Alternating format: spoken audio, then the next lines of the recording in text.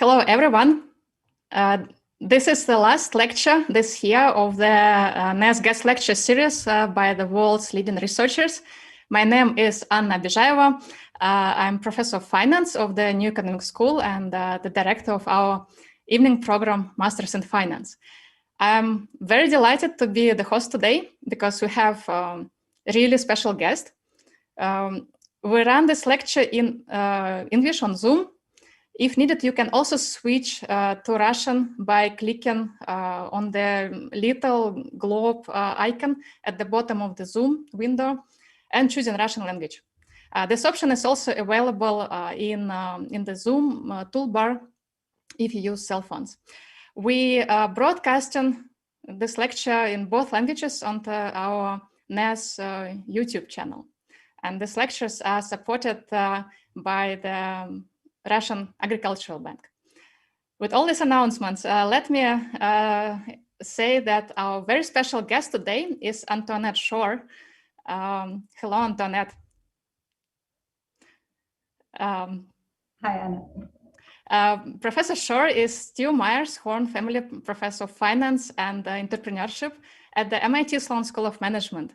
And I'm especially delighted to be here right now because Antoinette was one of my professors at MIT just a couple of years ago, I would say. Antoinette got her PhD at the University of Chicago, and she's known in our profession as a leading expert and really top-notch researcher in corporate finance, entrepreneurship, and organizational economics. Her interests are very wide. She is currently doing research on the areas of consumer finance, entrepreneurial finance, and new financial technologies. So please send us your questions to Professor Schoar about whatever interests you. Send your questions to chat in Zoom and YouTube. We will try to select the most interesting questions and answer them at the end of the lecture in about 1 hour from now. We plan to award also a 2-month subscription to BookMate ebook service to the one of you who will send us the most interesting questions. We have a very large audience today. My colleagues now will post the link to the geography poll, our traditional geography poll, into chat, because we would like to know where you are joining us from. We will look at the results a bit later, maybe after the lecture.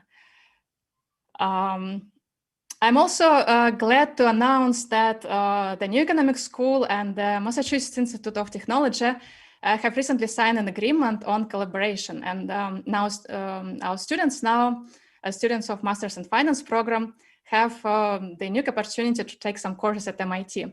We'll talk a little bit more about this opportunity later. So with all these announcements, we're ready to start our lecture. Professor Schoar will discuss a very important topic about, very important especially for finance professors and researchers. Can actually finance research help to solve social problems? Antoinette, please. Thank you very much for your kind invitation. I'm really pleased to be here and to talk to you all. What I will want to do is take about 45 minutes to give you my view on where finance can make and has made kind of improvements for the world at large. And, at least in my opinion, this is actually also an area where a lot of interesting new research has come about. So with this, let me share my screen with you. Can you see my screen? I hope so. Great. So as Anna said, I want to talk about how and whether financial research can help create public good. And where, kind of does this question even come from, right? Why do we have to ask this question? Because especially after the 2008 financial crisis, we have seen that there has been a lot of criticism of finance, not just the financial industry, but also finance research. There have been lots of concerns that maybe researchers are out of touch or don't even care about real world problems in financial markets, and they're not interested in studying those ideas. Now, to that, I would answer the following. I think some of these accusations are unjustified, and people don't fully understand what finance research is and what we do, right? In particular, kind of finance research is not, say, monitoring bank behavior on a day-to-day basis. So in, the 2008 financial crisis, it's a bit difficult to put at the feet of finance academics. But what is true, right, is that often finance research can be quite abstract, and in the past didn't interact much with policy and kind of policy implications and implementations to help financial failures or financial shortcomings. And so this is something where recently, and we have seen big changes, and we've seen much more interest of financial academics to talk about and to do research on topics that are important for the broader society. For example, issues of financial inclusion, fairness in the access to finance, how regulation can improve and basically rule out abusive practices, or even kind of the building of financial capabilities and making markets more adapt and accessible for all kinds of households and individuals. So this is an ongoing trend, and this is really an interesting new development where you see more and more academics really caring about the impact that finance has on real world outcomes and real people's lives. Now you could say, isn't this obvious that, kind of beyond thinking about the stock market or large corporations, finance research should always have cared for, say, poorer people or, kind of the lower middle class and so on. And I completely agree, right? People should care for that. But I want to argue that one thing that we've seen in the past, and why it's not so obvious that research always targets these areas, is that there are certain types of research market failures, meaning, kind of that talented academics sometimes do not work on these very pressing problems. And in my mind, you see some of the most pressing problems in finance today, like issues of financial inclusion or, kind of income inequality, or how fintech affects financially sophisticated versus unsophisticated customers. Those type of issues or those type of problems might not necessarily be always something that academics either know about or know how to work on. So why I'm saying is that, for example, right, that often academics are not even aware of the kind of, say, the failures of kind of how the financial market interacts with kind of poorer people. And the reason is, right, like everything in economics, people need to have incentives to work on those type of topics. Incentives and knowledge. And given that, many academics actually come from middle class or even upper middle class environments, and many academics teach people who are, say, master's students, like many of you are, right, or even executives, the issues that large corporations have, or that, richer people in society have, are often more at the top of people's minds than, say, issues of small business finance or, kind of poorer people. On top of it, kind of the fact that there's under provision of some services to people who we don't know so much about has often led just to the fact that people, ignore these issues altogether. And so this is why basically I'm saying here, right, for a long time, there was an under provision of research effort and of innovation exactly in, what we often like to call the bottom of the pyramid of the financial markets. This is even true, right? This is true in research. This is even true for the industry because say financial models for poor borrowers or lower income borrowers typically have low margins.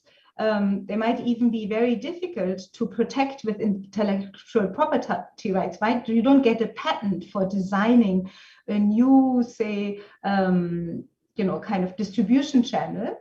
And then it's easily imitated by others. And so there is often really kind of a failure of having people who have the knowledge of the problems and the constraints that happen, kind of working on these type of topics. And then at the same time, neither the banking industry itself or funding agencies and so on for a long time were providing basically financial support or research support to work on those topics. But these topics obviously are very complicated and they're often very systemic, right? Poverty is a very systemic issue that is a combination of people, not having access to good education, not having access to finance. When you don't have access to education, you find it difficult to interact with the financial system. But if you don't have kind of good financial support, you might not be able to go into, say, a master's program and so on, right? So here, right, is exactly where research can help and where universities can help by directing funding and interest of their students to these very pressing issues in society. And luckily, say in the US or in Europe, we have seen, especially after the 2008 crisis, which laid bare a lot of those problems, there's much more interest now, much more funding and much more emphasis on basically solving finance problems for people at the bottom of the pyramid. Great. So let me tell. So I wanted to share then with you basically my personal involvement in some of those issues and the type of, if you want, research vehicle or the type of organization that I started together with some of my colleagues at the University of Chicago and at Princeton. So together with Elda Shafir and Sendel Mullanathan, who's at Chicago and Elda is at Princeton, we started now more than a decade ago an organization called Ideas 42. Why Ideas 42? Maybe some of you know Hitchhiker's Guide to the Galaxy. So in that, kind of by now somewhat old and nerdy book, there's a supercomputer who the scientists ask, what's the meaning of life, the universe, and everything? And the supercomputer, computes and computes for hundreds of years, and at the end comes up with an answer, and the answer is 42. And when scientists get really upset and say, what is this, right? Like, what is 42? The computer says, look, if you ask a stupid question, you cannot expect to get a smart answer. So why we picked this is exactly this idea that if we don't ask the right questions about people's issues and about people's problems, meaning if you don't know the context in which somebody is trying to solve, say, kind of their financing issue, kind of what is keeping people from having better financial literacy, what is people from balancing their books better, right? If you have no context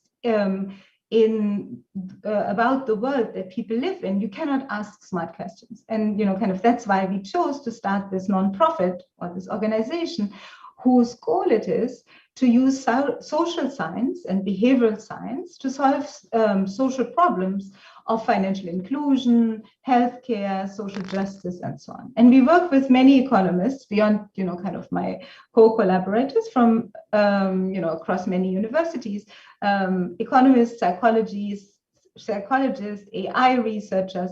And the idea is to work with private sector institution, government sector institution to design new solutions or new products to existing financial issues.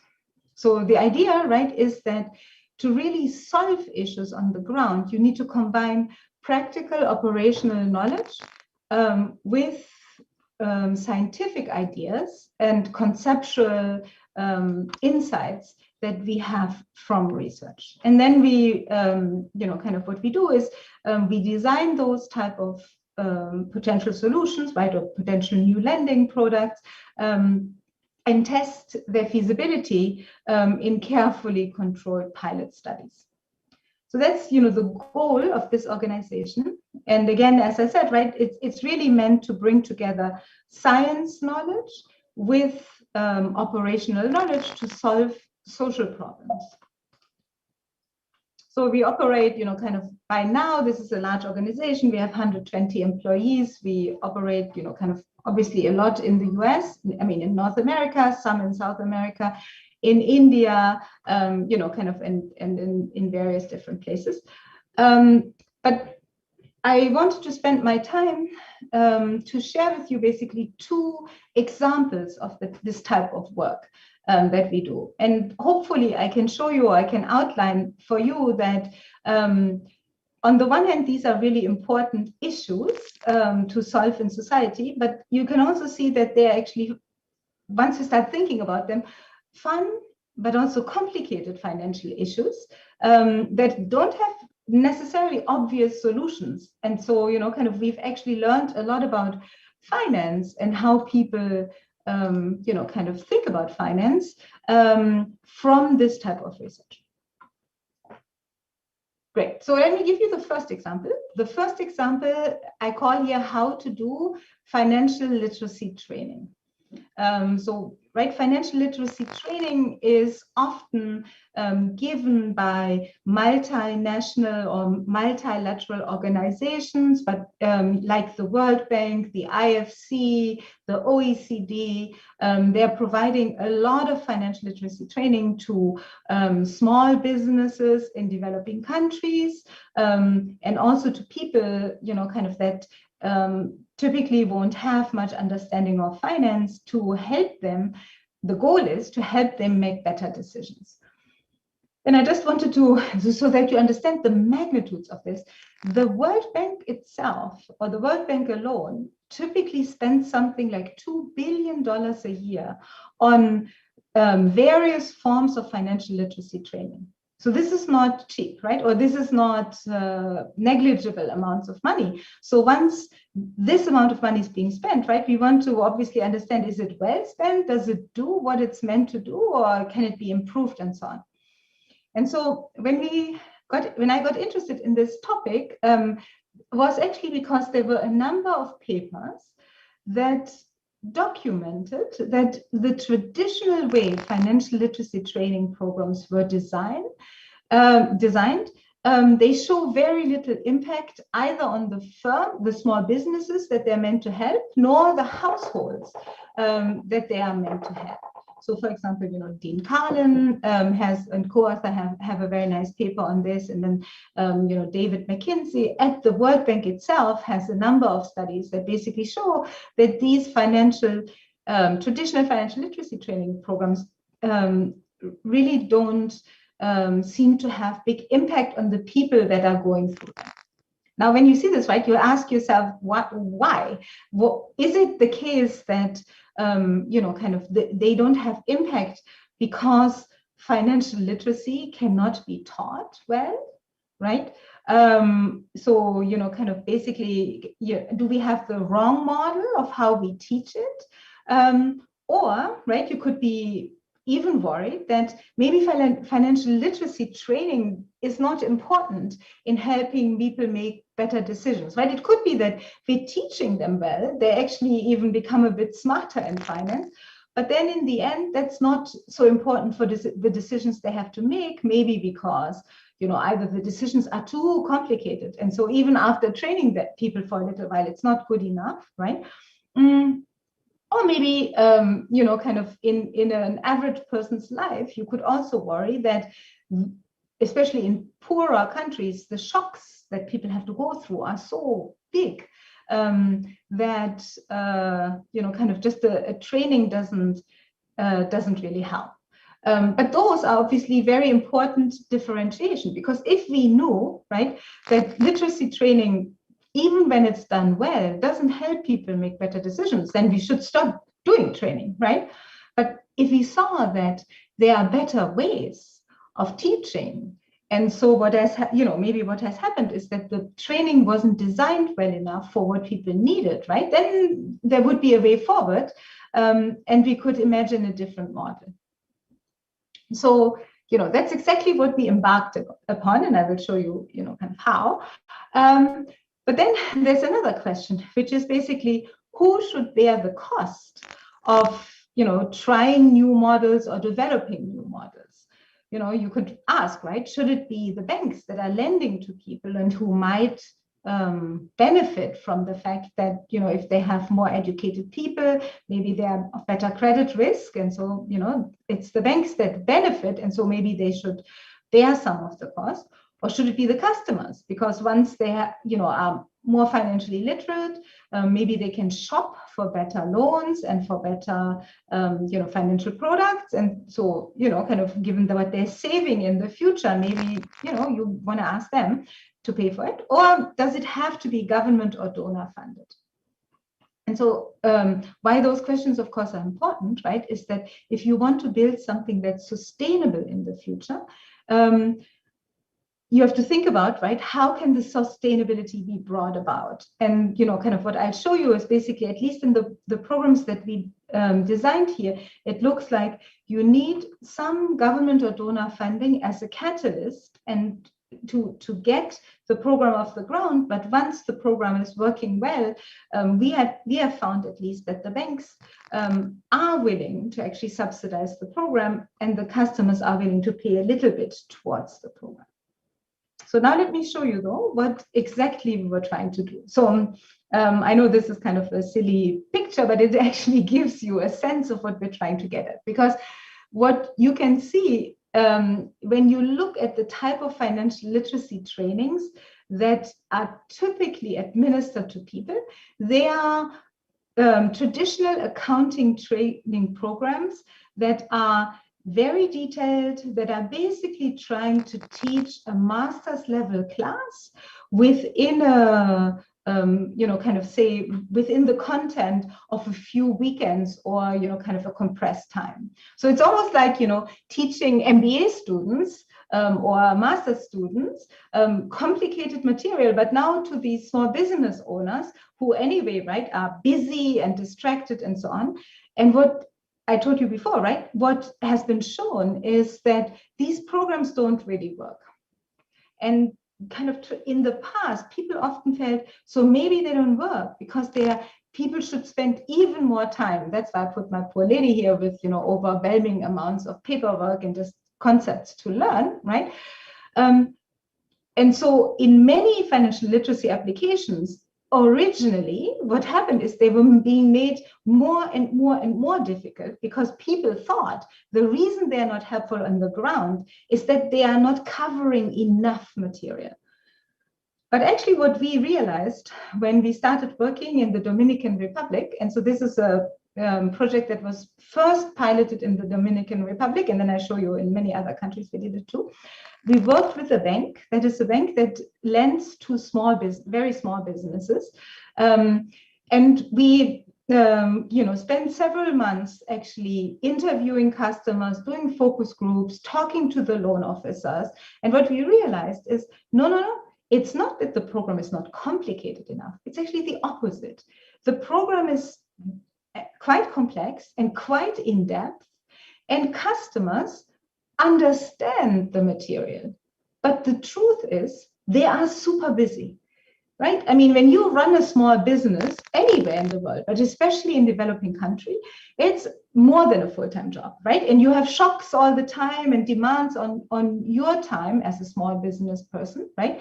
So people don't need very complicated financial models. What they actually need are simple rules of thumb that maybe, right, get them 80% to the right answer, but in a very short amount of time or with a very simple mechanism, rather than getting to 100% perfect accounting, but that would take you, right, weeks and weeks to plow over the data.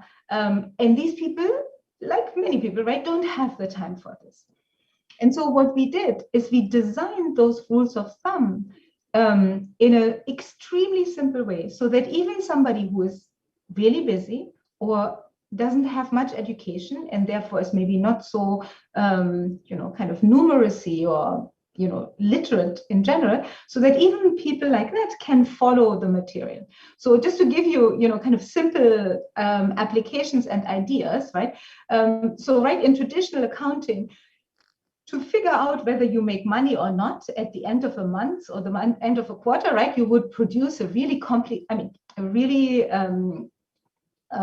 inclusive or, kind of a perfect income statement and profit projection for your business. That, of course, requires having lots of data and carefully going over them.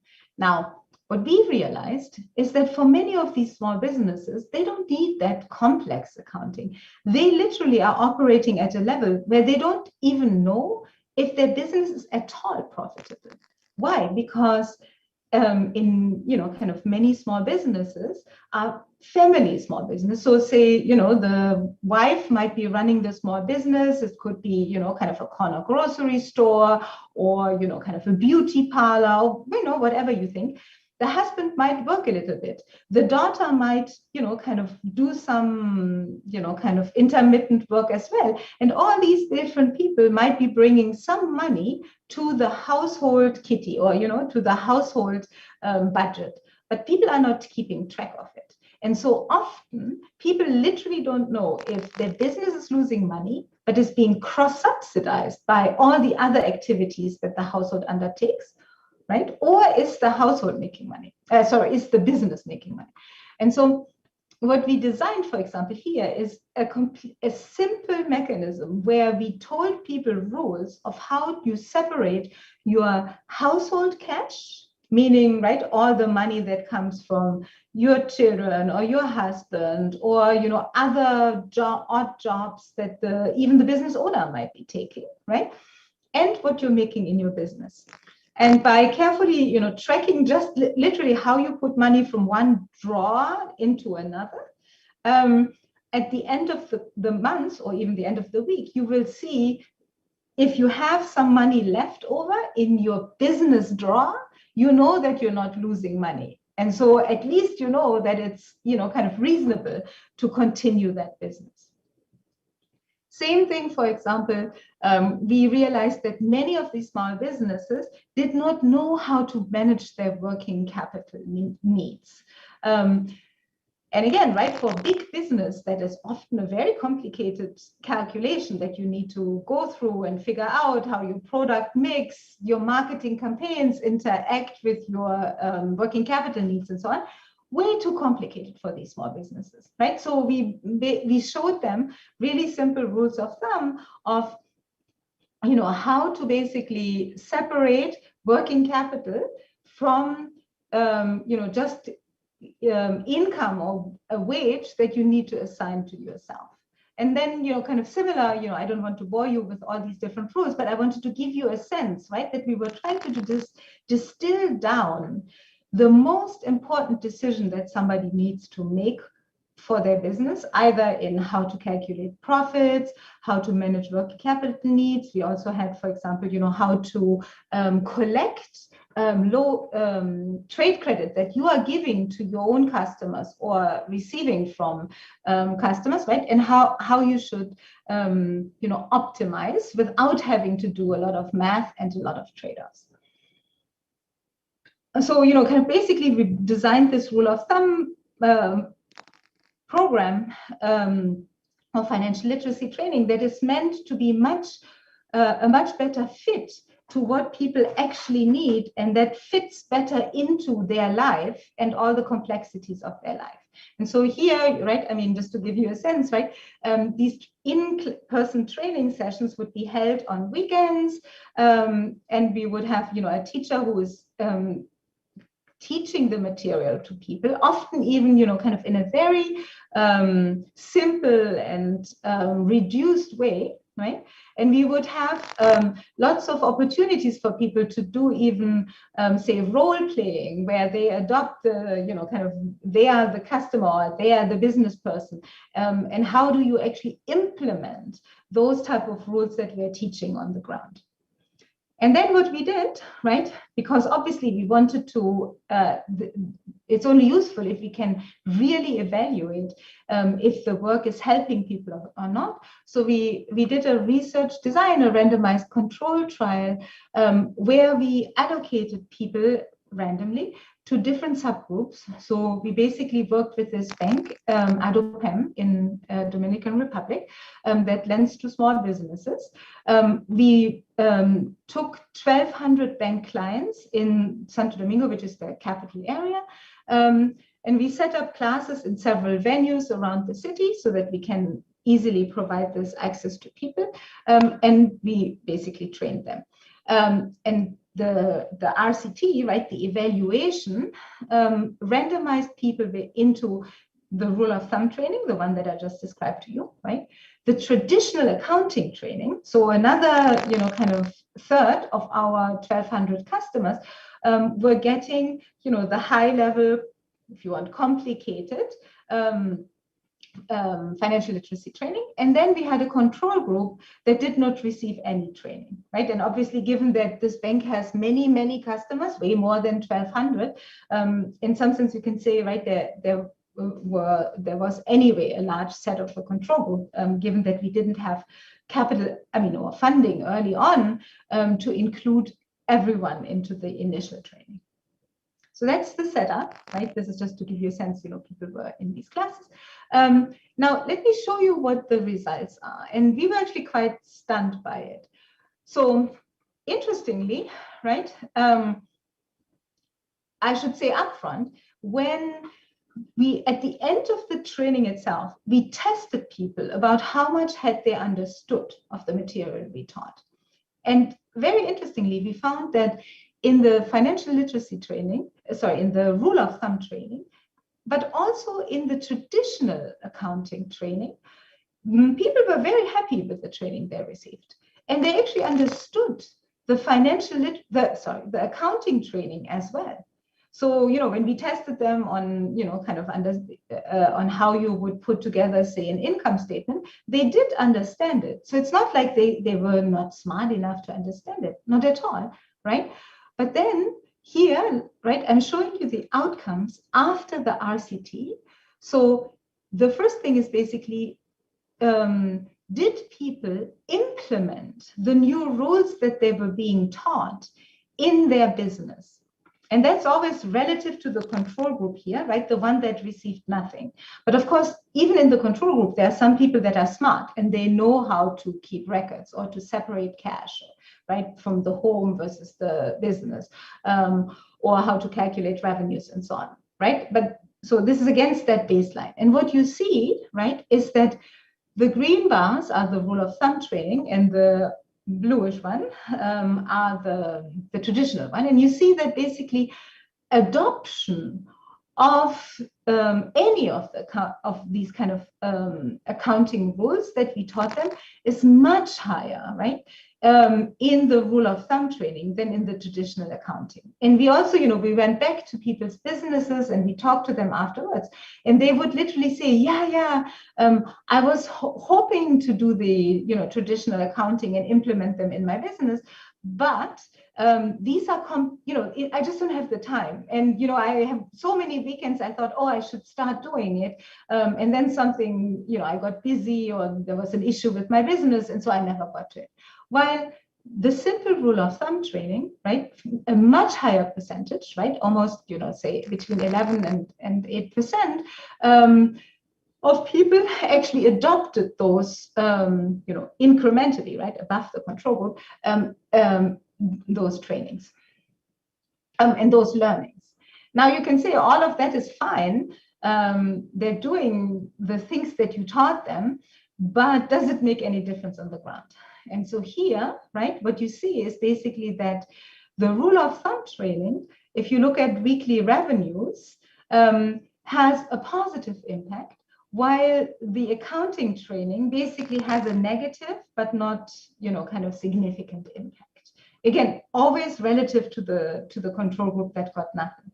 And so you basically see that the rule of thumb, even though it's such a simplified way of helping people to improve their business management, it has much more impact on the ground because it's more tailored to what people actually need. And so, once we saw that, we then, kind of figured out, can we scale this even more? Because, we found basically that here, right, on the social impact side, right, we did find that there's an improvement in financial outcomes for these small businesses. I can also tell you that we did surveys afterwards, and we saw that the small businesses felt much more confident in their decisions and better prepared for, kind of volatility and shocks in their business. We didn't, on the financial impact side, meaning, did the bank see an impact? We did not see an improvement in loan repayment rates. We didn't, but we also didn't see a, kind of a deterioration, just no difference. But what we did see is that the small businesses valued this survey, the rule of thumb, this service, the rule of thumb service. And actually what the bank found is that there was much greater loyalty of the customers that received the service, meaning, kind of they actually stayed with the bank. When they needed a second loan or a bigger loan, they would actually stay with ADOPEM. And so for the bank, this was actually a benefit, right? And even a financial benefit. And so therefore, what happened after our pilot was done, ADOPEM has actually continued using this type of training and offering it to their customers, and they are subsidizing it quite heavily. But we also realized that in-person training is very expensive, because it's not just expensive, because you have to have the trainers and the people, but it's also expensive from the perspective of the time that the business owner spends having to go away from their business and sitting in the classroom. And so what we have done now, given how simple the rules are that I explained to you, right? We have now replicated this study over the last 5-6 years as a mobile phone application of rules of thumb. And we've tested it in many countries, in India, Philippines, and Ethiopia, kind of in collaboration, and also funded through the IFC and the World Bank. And what we have found is that you get very similar outcomes and very similar impact, even when you're doing this training over the phone. And as you can imagine, right, that makes it much more scalable, much cheaper per unit of person that you train. And it also makes it more convenient for the customers because they don't have to leave their business behind in order to get training.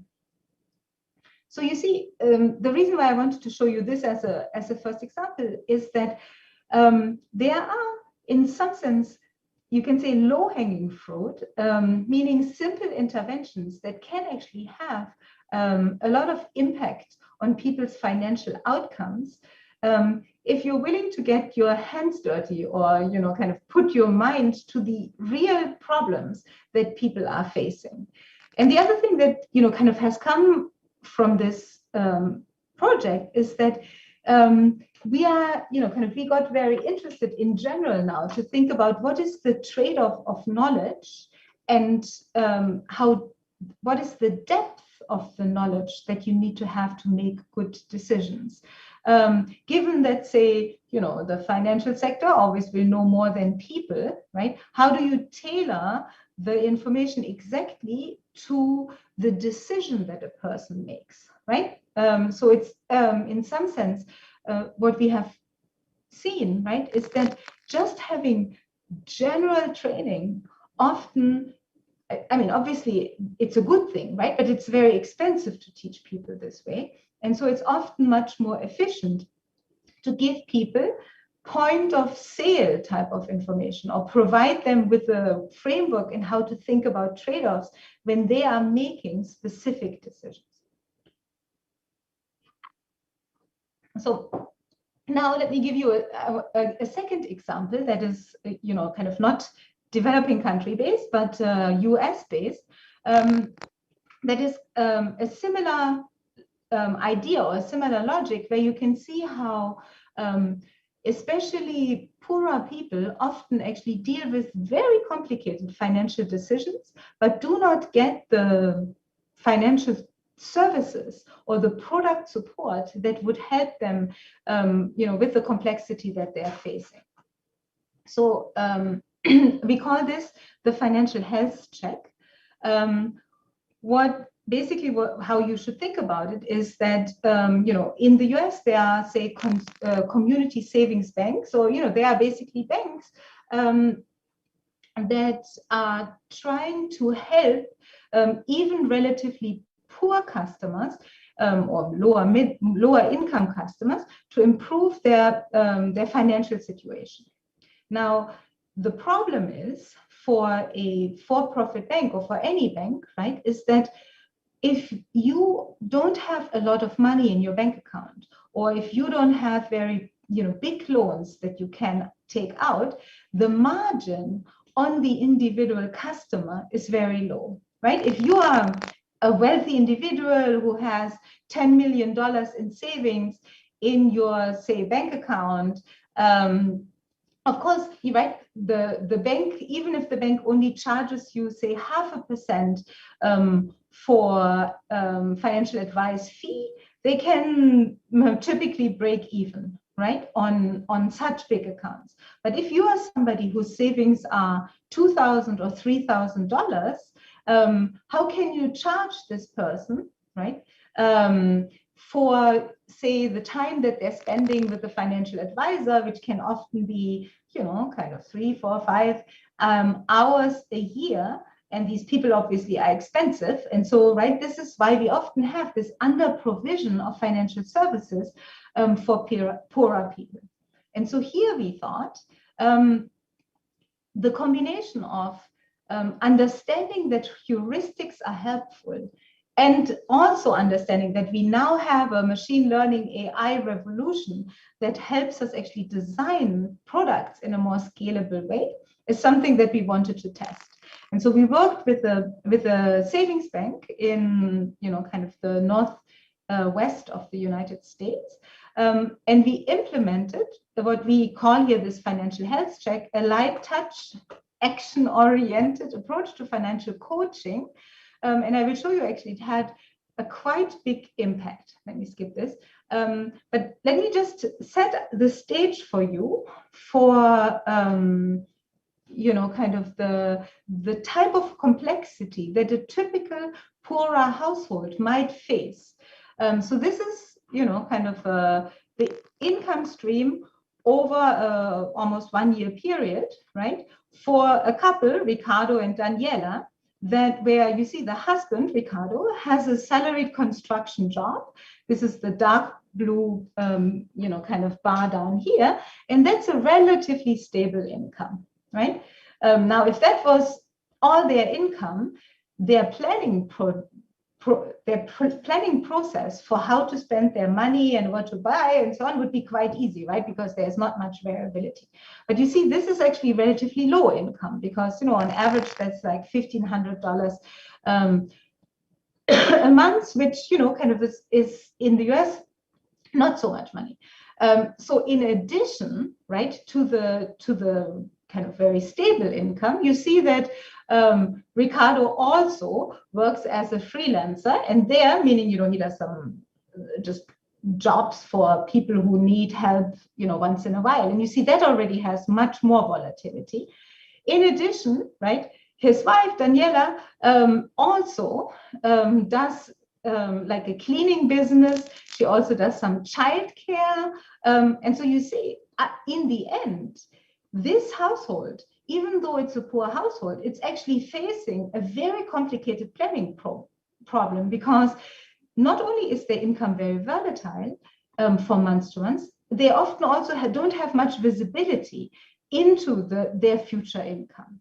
And so now planning, right, how much you spend every month, how much you need to save in precautionary savings, when can you splurge and maybe go on holiday, or how much, right, of this, say in December when you make a lot of money, how much do you need to carry over, and so on, right? These are complicated decisions.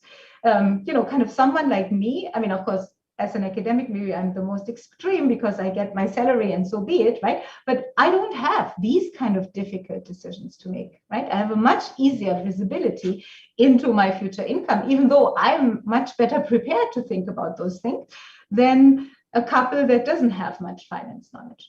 And so the idea that we had, oh, and then I should say, right, what happens, and you see this in the data for these type of households all the time, is because they don't have so much visibility, we actually find that they have lots of checks bounced, right? Meaning they want to pay their rent, but they are maybe $50 short of their monthly rent because maybe they, right, in October, they thought they will get a little bit more of Daniela's childcare income, but then it didn't materialize. And so they just don't have the money to pay the entire rent.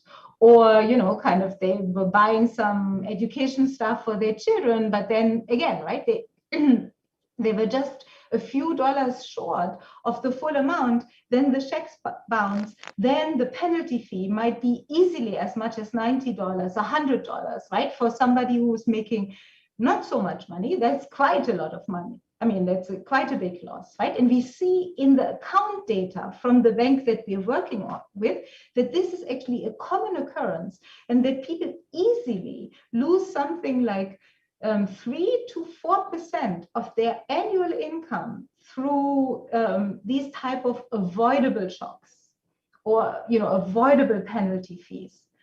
Because, you know, if you miss a rent payment, your landlord might even, you know, impose penalties on you, and, you know, kind of all this can spiral down. So what did we do, right? What we did is we took the data from the bank and we figured out what are typical mistakes or typical issues that these type of households have that lose them the most money, right? We couldn't make them earn more money, right? That's a much bigger intervention. Then you might have to retrain somebody and so on, right? But what we were trying to do is to say, look, they are losing something like 3% a year in money that they shouldn't lose. And given that they're already very tight, right? If we can at least fix those issues, right? That's already hopefully a help. And so what we did, right, as I said, is we used the data to develop algorithms that can help people. And why this is important, right, is that we did invite people who have financial stability issues to a one-on-one conversation with a financial coach. But because we had pre-built all the type of tools that even that financial coach can offer people, it made the the intervention much easier and more, in a way, cost effective. So, basically, we again run of course, an RCT to evaluate whether this program actually helped, right? And so we basically asked people to go with a financial planner over their problem. And I just want to show you the interface of what we built, right? We literally built an interface where we showed people, look, here are your current balances. Do you have some emergency savings? And then we would even show them, look, you lose on average X $100 because you have certain checks bouncing, or you have your rental payments often delayed, or your electricity payment delayed. And then even though you have the money, you just haven't timed the money well, you're losing access to electricity. And reinstead, right, this is in itself terrible, but reinstating electricity is also expensive and so on. So basically, we build for people an interface in their account where they can very easily see the problems. And then we build some tools that allow them to basically create default allocations where they can say, when my salary from Ricardo comes in, right, which is my stable and predictable part, let's put enough of this into kind of a sub-account so that I know not to spend it, so that we have enough for electricity, right? And so when the rest, say, of the volatility appears, I can spend some of it, but I don't mistakenly overspend the parts that will get me into trouble. Similarly, right, we used kind of automatic allocations to savings accounts and so on to help them manage their funding better. Let me skip through this in the interest of time. But to tell you, you know, kind of as a result, after this type of intervention, we saw that the people who had the intervention with this financial coach actually increased their savings by 34% in net deposit amounts relative to people who didn't have access to the financial health check. And even, you know, after a 12 months period, people actually still had, you know, kind of this difference in savings built up. Now you see, right, this is also again relative to a control group, but you know, these are not wealthy people. It's not like we're talking hundreds of thousands of savings, but you know, obviously, given their income level, it's already good to have some emergency savings if something either happens with your health or you know, kind of your other funding. And so what we are then doing now is, again, right, to work with a number of banks to actually scale those outcomes and to figure out how to reach a broader set of people with this type of health check, how to customize issues better, and how to make it more scalable. So let me stop here, right? Ultimately, I come back to, you know, my question at the beginning, which is that hopefully I've shown you that even people that operate at relatively low income and, you know, at the bottom of the pyramid actually face complicated financial decisions that involve a lot of volatility, that actually, you know, kind of all our financial models about how to think about the permanent savings hypothesis, how to smooth funding or finance over the life cycle, right? They're all active here, and maybe even tougher here than for people who have more money, right? And solving them is not just intellectually interesting, but to some extent is also rewarding. Thank you very much. Thank you very much, Antoinette. That was really interesting, and thank you for sharing, for doing actually this type of work, very important work. Your talk was very inspiring because I think all of us would like to do something nice and useful for the society. Let me, to give you a little break before Q&A session, let's look at the map. I would ask my colleagues to show the map with the cities and countries from where our viewers are today. So let's see.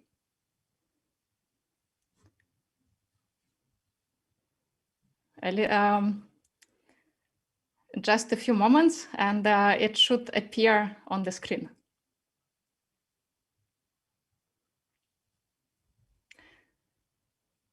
Let me, before maybe we wait for the map, we may have a little bit of a technical issue here. Let me ask you a question, my own question. Oh, I can see the map. So let's see, what do we have here? So we have, of course, Moscow, St. Petersburg. Тольятти, Казань, Пермь, Магнитогорск, Новосибирск, Саратов, Томск, Красноярск, Сочи, Симферополь, Ростов-на-Дону, Долгопрудный. Hello, Фистех. So that's a little lesson in Russian geography, Antoinette. But our audience... Beyond Moscow and St. Petersburg. We have many cities. I know where's Kamchatka. You should come sometimes whenever this times are over. You should come. We'll be very happy to host you here in Moscow and at the New Economic School. But our audience is international. Let's see. So what do we have here? We have Kiev, we have Tbilisi, Yerevan, Kishinev, Praga, Stambul, Basel, Lisbon, many different cities. Can you show the big map? Do we have anybody in US? Yeah, I can see those points as well. So great. Let's get back to the topic of our discussion, and I'll maybe finish my my question, sort of a general question, because you mentioned a number of initiatives where finance professors would be were involved. Finance professors like you were involved into some important projects, but researchers can also contribute even simply by doing research. And MIT has a very long tradition of MIT faculty and even students doing a groundbreaking research that hugely affected the world in social science or any other sciences. And in finance, of course, I would mention people like Fisher Black, who worked at MIT and made revolutionary discoveries, and the discovery of how to price options and derivatives more generally. And over the last 50 years, this idea has been a backbone for many activities related to hedging, trading, valuations, you name it. So how would you even think about valuing this discovery for our society, the discovery of option pricing? I think it's tough to value in the sense from a perspective of financial value, because, right, I mean, we don't get patents in finance that much. I mean, we rarely have patents, right? And in fact, some people try to patent, you know, kind of the option pricing formula, I think in the 90s, even, right, long after it was discovered, and it just didn't work at all. And it was quite pathetic, but of course it is used, you know, kind of worldwide. And like you said, it had big impact.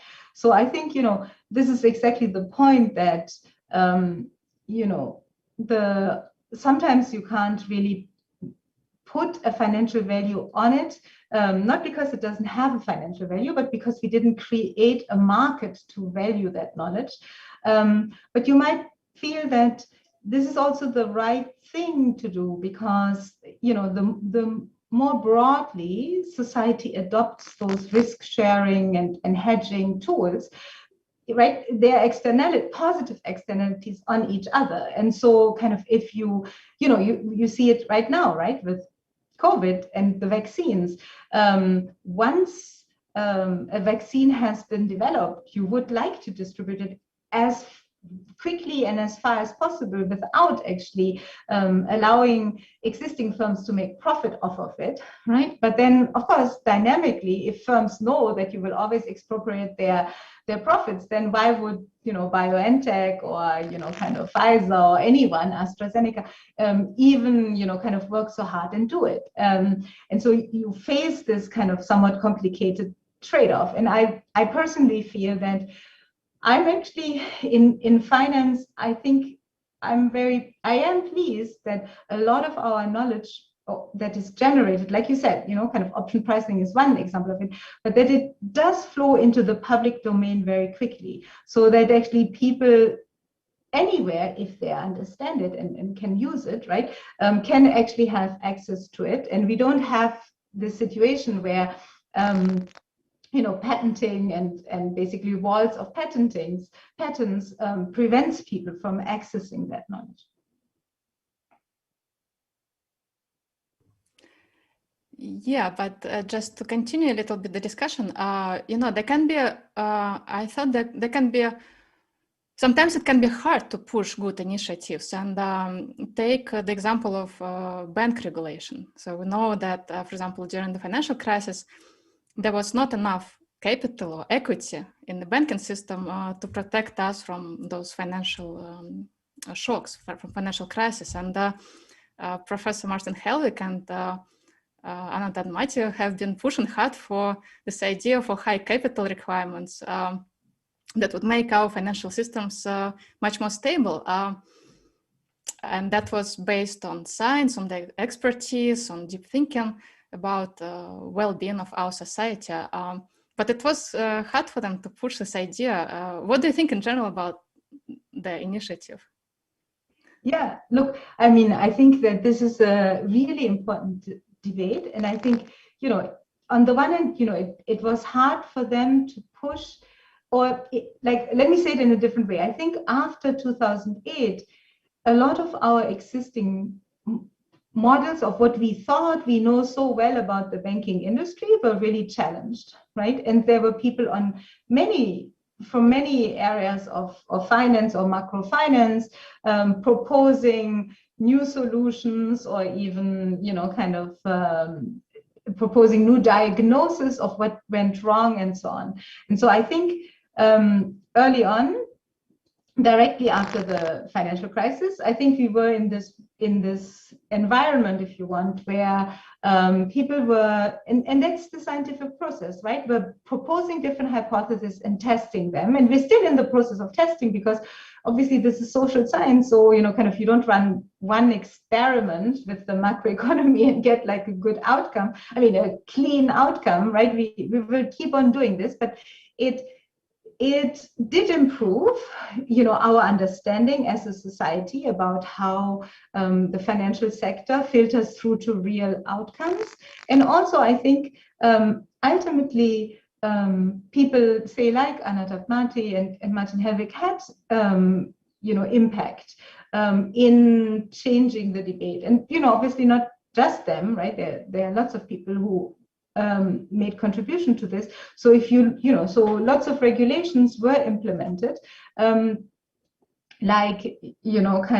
stress tests and so on, that actually, if you look at this crisis, the COVID crisis, seems to have helped at least stabilizing the banking industry, right? So we had a COVID crisis, we didn't have a banking crisis. And I think people actually learned from the mistakes of the 2008 crisis and how to handle this crisis. Not everything, right? I mean, say in the US, a lot of money was lost or misdirected by poorly designed small business paycheck protection programs. And I've written a lot about this, but this was sadly, just $690 billion that the US taxpayer will have to pay back, but it's not clear it did anything good to small businesses.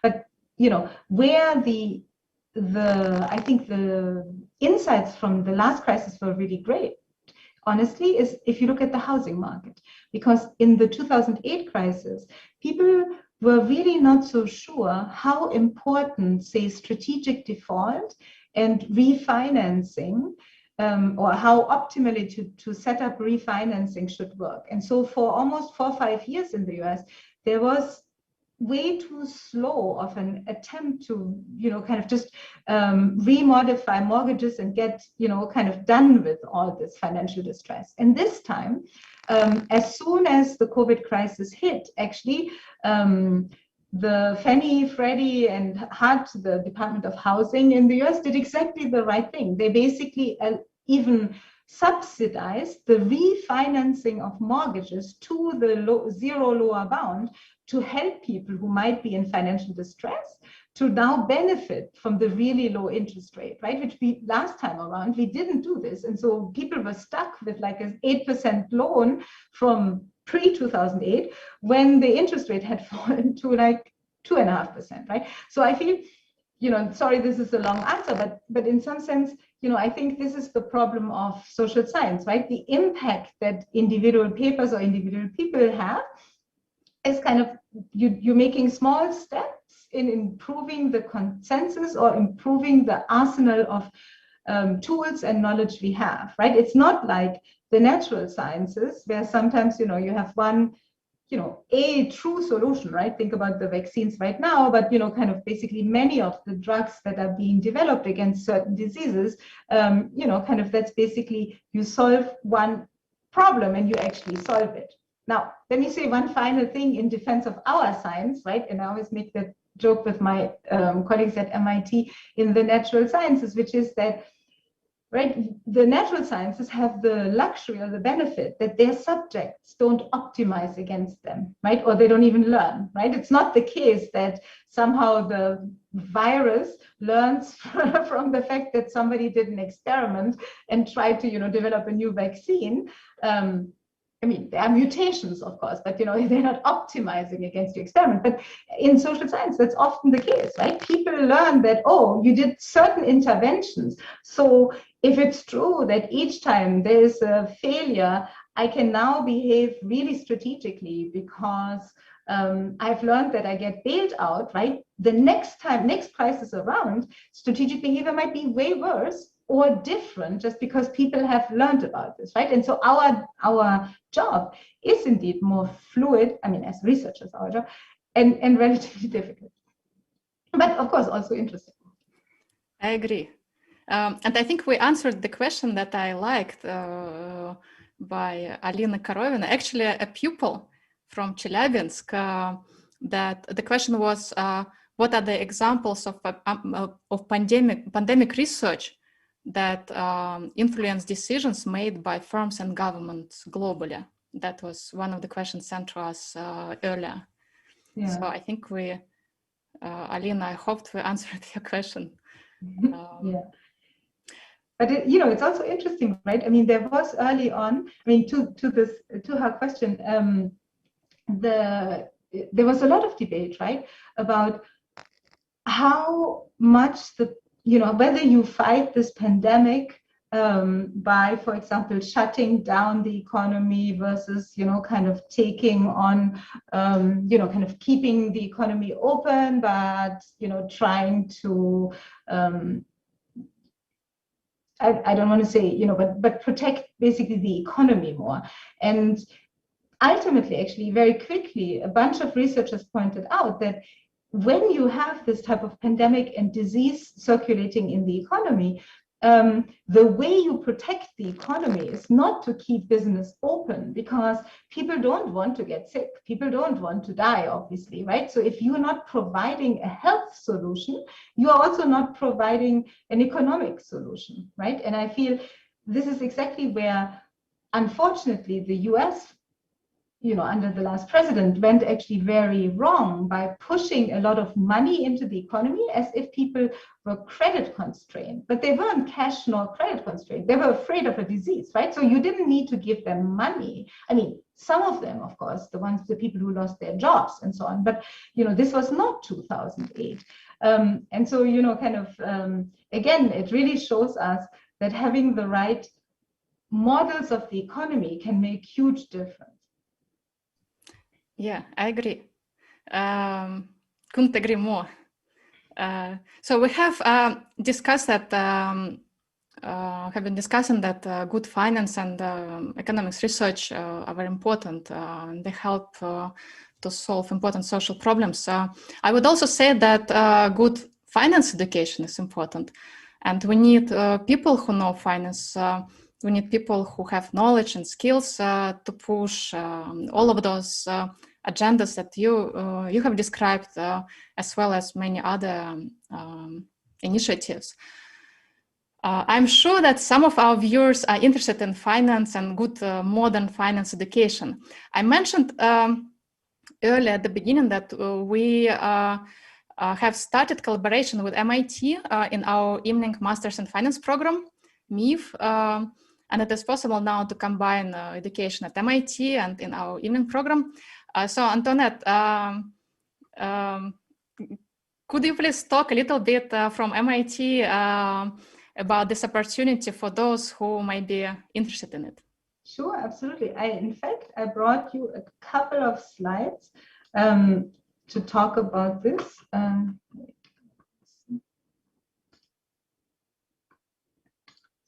Can you see this? Yeah. Yeah. Okay, great. So this is, let me start here. So we at MIT, as Anna was just saying, we started a program called Micro Masters in Finance.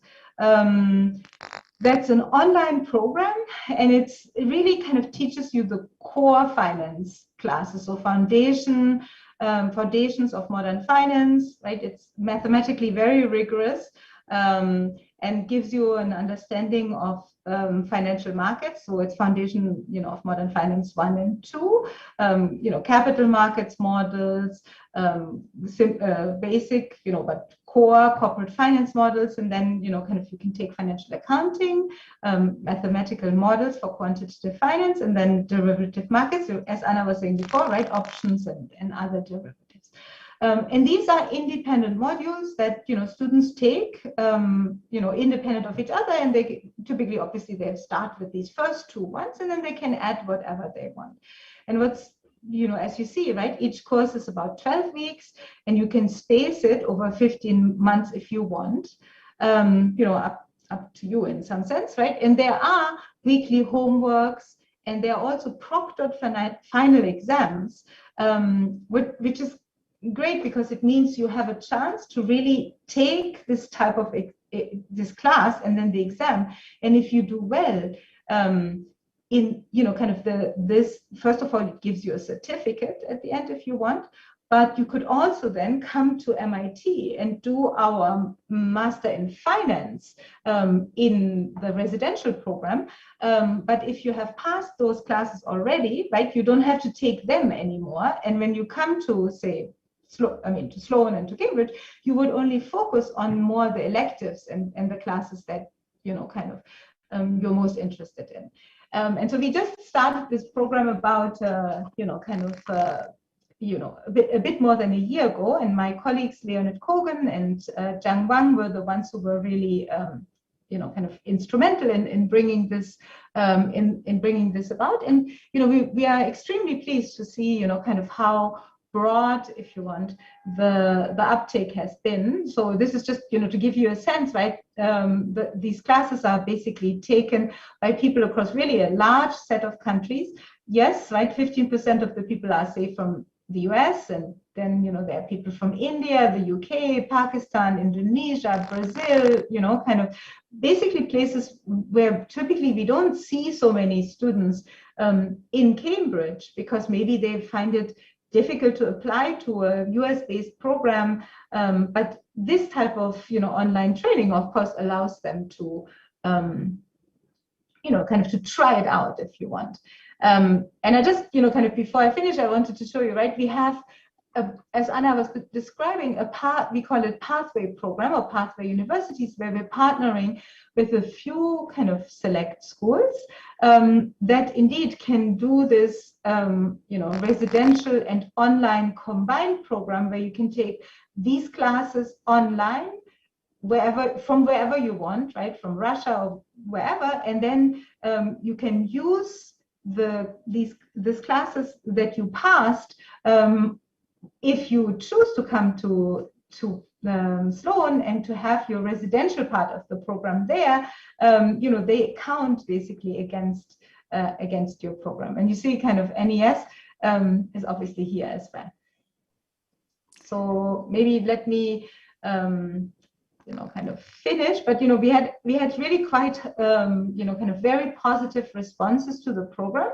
It is true that many people feel these are, about 8% of the people felt this is very, very difficult, but kind of on average, people thought it was difficult but appropriately challenging. And given that this is MIT, right, we don't, we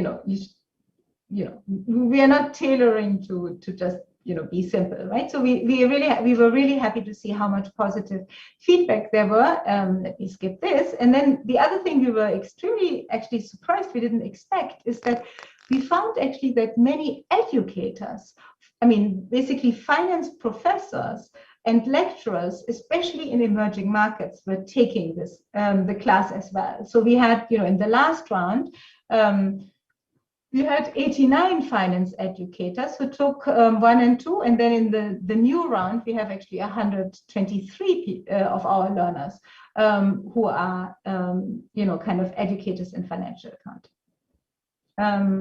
So this is a exciting program for us. We are very excited to partner with, of course, NES and many other universities. And we, of course, also hope that we will see some of you in person in Boston and Cambridge at some point.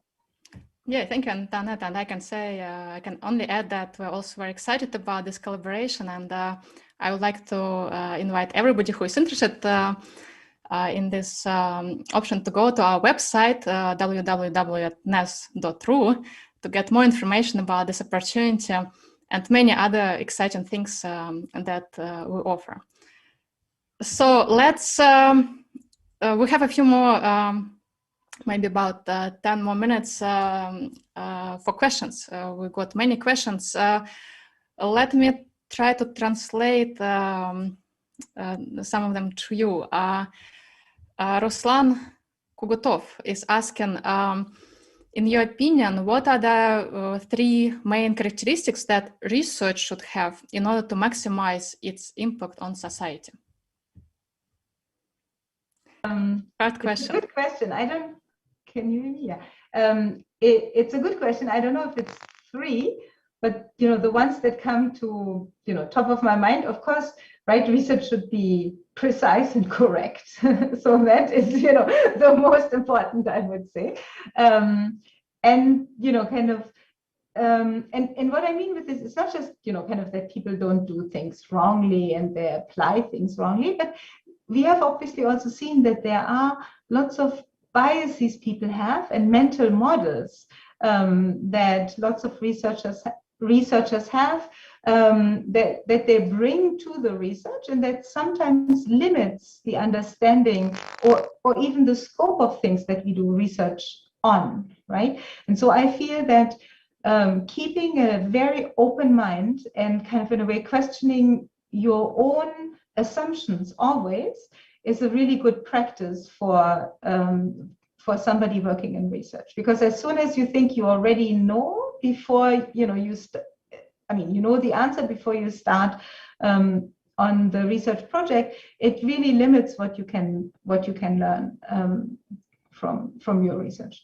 And I think maybe if you want 3 things, I do think that being mindful or being well informed about what the important trends within society are, and things that might not have been addressed or kind of that are changing how we think about financial markets. That's obviously very important too. So in a way, you are saying that it's better not to mix research and ideology, because exactly. You have if your research is driven by ideology, then you know all of the answers to all of your questions already. So there is no need in research. So let's see. We have Boris Lebedev, who is very skeptical about research. So he is saying that finance research probably cannot solve social problems. Maybe he has changed his mind after the presentation, because he has been asking this before.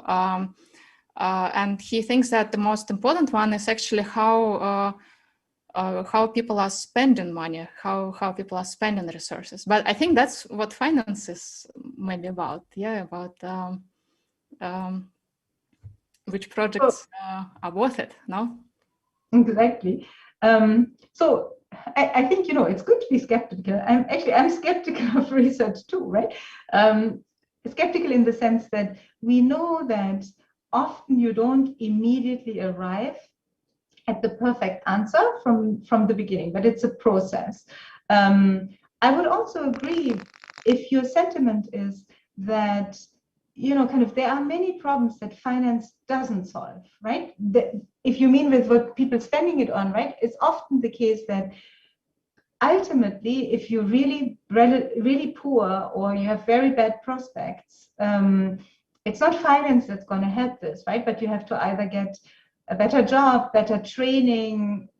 Society has to, in a way, change, how resources are spent. But you see, even that is actually finance research too, right? It's the kind of macroeconomic effects of, say, income inequality and the different tools we have to reduce income inequality are very much at the core of finance research these days, right? Because we've seen around the world massive income inequality rising, and you have seen, kind of say in the US and in Europe, this has created, and not just there, but those are obviously the places I know very well. It has created a lot of political tension between people. It has created tension for new ideologies that are about redistribution, and of course, you can say, right, redistribution in itself might be a good thing if it is redistribution for positive investments and, kind of things that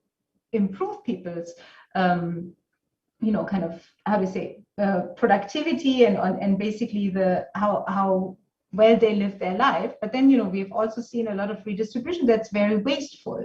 And so all these things are part of finance and also economics research. So, I think actually there is really a lot of things where good research can help us make better decisions.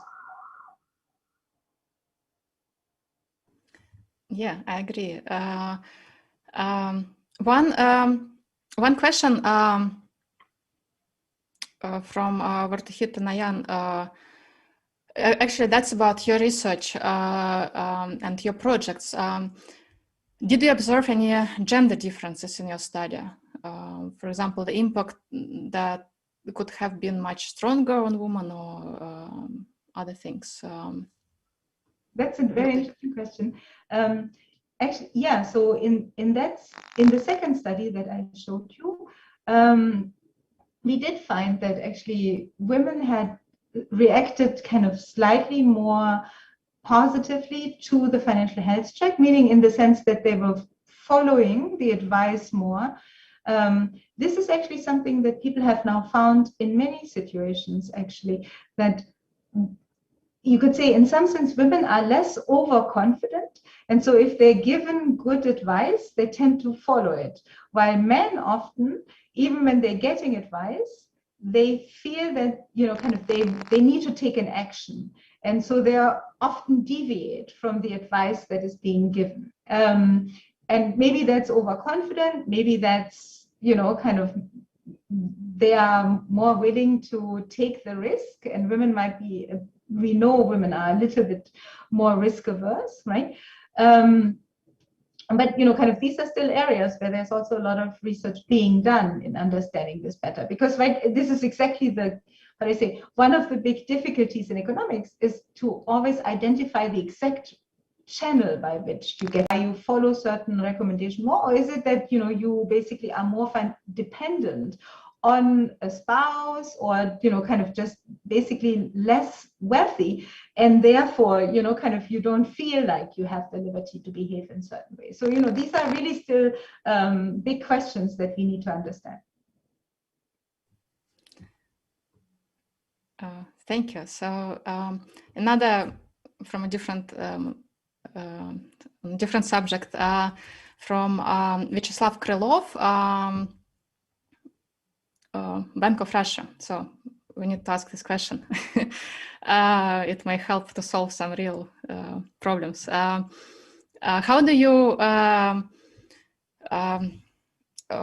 would you assess the effectiveness of applied economic research? So if you would want to organize some department or group of people who would be doing applied economic research, how would you assess their success, and how would you manage this group of people? It's a very good question. So there's a cheap answer, but I'm sure that's not what you want to hear, right? I mean, we do value publications and citations, right, in academia. So there's basically an interim goal, which is, okay, do you have colleagues and a department that publishes in top journals and has lots of citations? But of course, right, you could say that's a very inward-looking view of research. And I would agree if kind of that's your concern. So I feel it's a bit what Anna was bringing up before, right? The impact on society often is quite diffuse, because one thing you could say is certain types of research affect policy, and you can see where it affects policy often, right? Because policymakers build policies on findings in the literature, and you could say, right, success means that you influence policy and then hopefully influence it well, right, for things that improve, kind of society.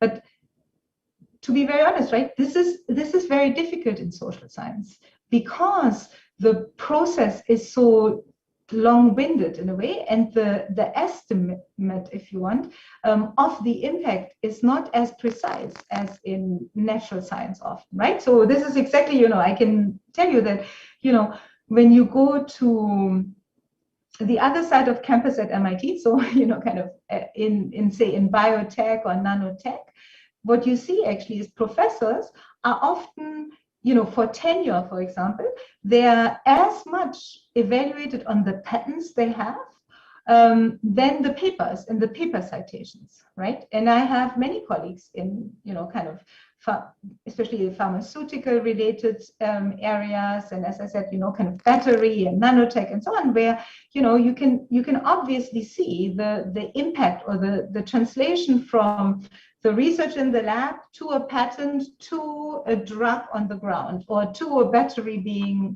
kind of designed. Unfortunately, we have this much less, if you want, I mean, in such a clean progression in economics and in finance. In fact, in finance, maybe it's a bit more direct, because, as Anna was saying before, right, you have actually real tools like option pricing models, the cost of capital calculations that we're providing to industry, right? I mean, those type of things are actually for real, right? And they have been embraced around the world. And so hopefully we get better and better at figuring out how we have real impact.